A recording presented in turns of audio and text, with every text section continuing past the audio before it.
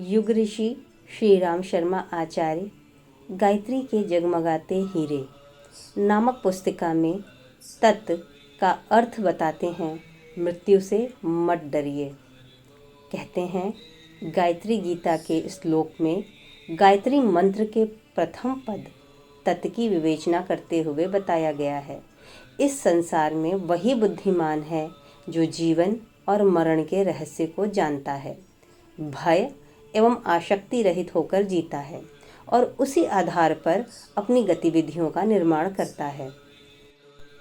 देखा जाता है कि लोग जीवन से बहुत प्यार करते हैं और मृत्यु से बहुत डरते हैं। फांसी घर की कोठरियों में रहने वाले कैदियों और असाध्य रोगों के निराश रोगियों से मिलते रहने के अनेक अवसर प्राप्त होते हैं। उनके अंतःस्थल की दशा को, वेदना को समझ सकने के कारण हम यह जानते हैं कि लोग मृत्यु से कितना डरते हैं। कभी खतरे की संभावना आने अथवा सिंह, व्याघ्र, सर्प, चोर, डाकू, भूत, अंधकार आदि का भय सामने आने पर प्राण संकट अनुभव करके लोग थर-थर कांपने लगते हैं, होश हवास उड़ जाते हैं। मृत्यु चाहे प्रत्यक्ष रूप से सामने न हो, पर उसकी कल्पना मात्र से इतना भय मालूम होता है जो मृत्यु के वास्तविक कष्ट से किसी प्रकार कम नहीं होता। विनाशतम परिस्थितियां हर एक के जीवन में रहती हैं, क्योंकि वे आवश्यक स्वाभाविक सृष्टि क्रम के अनुकूल एवं अनिवार्य हैं, परंतु लोग उनसे बुरी तरह डरते हैं। विपत्ति आने पर तो डरते ही हैं, पर अनेक बार विपत्ति की आशंका, संभावना, कल्पना मात्र से भयभीत होते रहते हैं। इस प्रकार जीवन का अधिकांश भाग घबराहट और दुख में व्यतीत होता है। यहाँ यह आश्चर्य होता है कि विनाश जब जीवन का एक स्वाभाविक, एक अनिवार्य अंग है, तो लोग उससे इस प्रकार डरते क्यों हैं? धनी, निर्धन, संपन्न और विपन्न सभी का जीवन असंतोष, अतृप्ति, खिन्नता, चिंता, निराशा आदि से भरा रहता है। पूर्ण सुखी मनुष्य ढूंढ निकालना आज असंभव नहीं तो कष्ट साध्य अवश्य है, पर मृत्यु से डरने की कोई बात नहीं।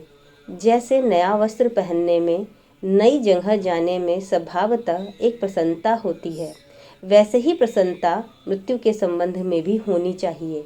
आत्मा एक यात्री के समान है। उसे विविध स्थानों, व्यक्तियों, परिस्थितियों के साथ संबंध स्थापित करते हुए वैसी ही प्रसन्नता होनी चाहिए जैसी कि सैर सपाटा करने के लिए निकलते हुए सैलानी लोगों को होती है। मरने से डरने का कारण हमारा अज्ञान है। परमात्मा के इस सुंदर उपवन में एक से एक मनोहर वस्तुएं हैं।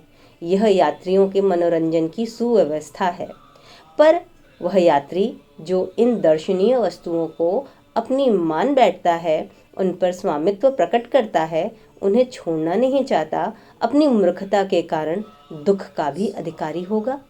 इस संसार का हर पदार्थ, हर परमाणु तेजी के साथ बदल रहा है। इस गतिशीलता का नाम ही जीवन है। यदि वस्तुओं का उपादान, विकास और विनाश का क्रम टूट जाए तो यह संसार एक निर्जीव जड़ पदार्थ बनकर रह जाएगा। यदि उसे आगे चलते रहना है तो निश्चय ही उपादान परिवर्तन और नाश क्रम अनिवार्यतः जारी रहेगा।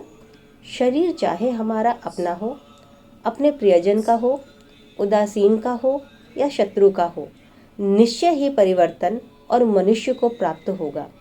इस जीवन मृत्यु के अटल नियम को न जानने के कारण ही मृत्यु जैसी अत्यंत साधारण घटना के लिए हम रोते, चिल्लाते, छाती कूटते, भयभीत होते और दुख मनाते हैं। गायत्री का आरंभिक पद तत् हमें यही शिक्षा देता है कि मृत्यु से डरो मत।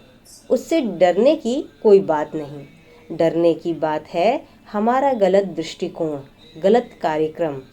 यदि हम अपने कर्तव्य पर प्रतिक्षण सजगता पूर्वक आरूढ़ रहें तो न हमारी न किसी दूसरे की मृत्यु हमारे लिए कष्टकारक होगी। आशा है आप सभी ने गायत्री के जगमगाते हीरे यह श्रृंखला पसंद कर रहे हैं, और आज के लिए बस इतना ही। फिर मिलते हैं इसी श्रृंखला को आगे बढ़ाने के लिए और यह समझने का प्रयास करेंगे युग ऋषि अवतार श्री राम शर्मा आचार्य जी ने सवितुह का क्या मतलब बताया है, क्या अर्थ बताया है। वीडियो अच्छे लगते हैं तो लाइक का बटन दबाएं, मित्रों के साथ शेयर करें। ओम शांति शांति शांति।